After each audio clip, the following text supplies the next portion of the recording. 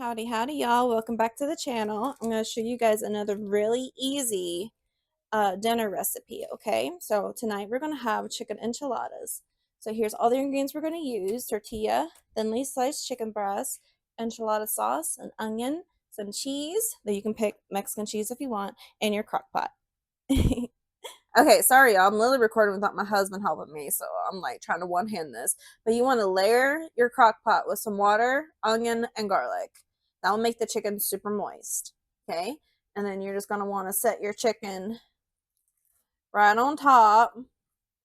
I'll cut off the fat after. Give it a little bit more flavor in that broth there. Then we'll cut off the fat after. And you can season this up a little bit if you want. You can season this up a little bit if you want, but we're going to be seasoning it with taco seasoning, so I don't put too many seasonings. I don't want it to be too salty. So I'm just going to put a little bit of salt and pepper on top, and then we're going to let the chicken cook for an hour and a half on high. All right, y'all, after an hour and a half, this is what the chicken looks like. Now, what I usually do, I take some kitchen scissors, and then I just cut this all up. But you can shred it any way you want. But you'll want to shred your chicken. Okay, so this is what my chicken looks like after I chop it up with the kitchen scissors. Then you're going to take a pack of your taco seasoning and just mix all that in there. And this is why we cook the chicken with a little bit of water, because you need a little bit of water for your taco seasoning anyways. Then you can mix this all up. Now you can keep your crock pot on warm while you preheat the oven to 375. And now we're going to start the rolling process. Okay, let me mix all that up. And that's what the chicken looks like. Now you can cook your chicken any way that you want, but for me, I find it easy just to put this in the crock pot. And that's how I make my enchilada meat. Alright, y'all, now we're going to start making the enchiladas.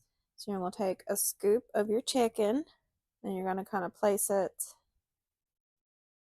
right here. Then you can make these however big as you like. Make them however big as you like. And then we're going to add a little bit of cheese.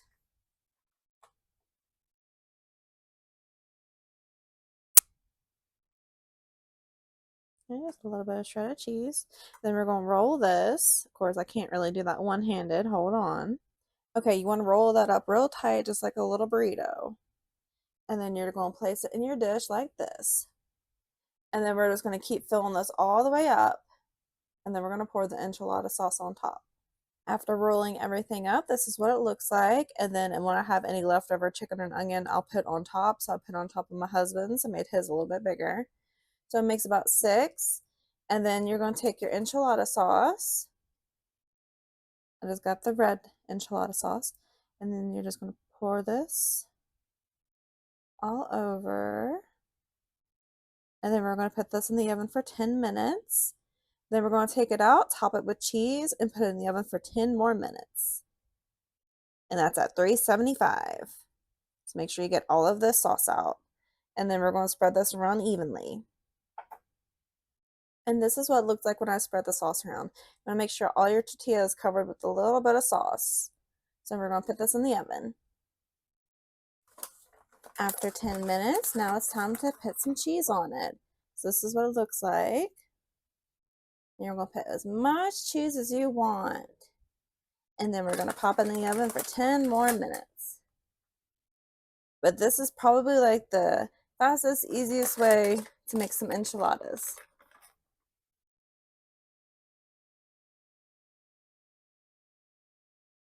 And after 10 more minutes, this is what it looks like. Nice and cheesy. I usually just take a big spatula and then I'll put it on a big old plate. Okay, y'all. Here's my husband's plate. Then here's my plate. Looks so freaking good, right? Oh my gosh. Please let me know down in the comments if you try out this recipe. Thank you guys so much for watching.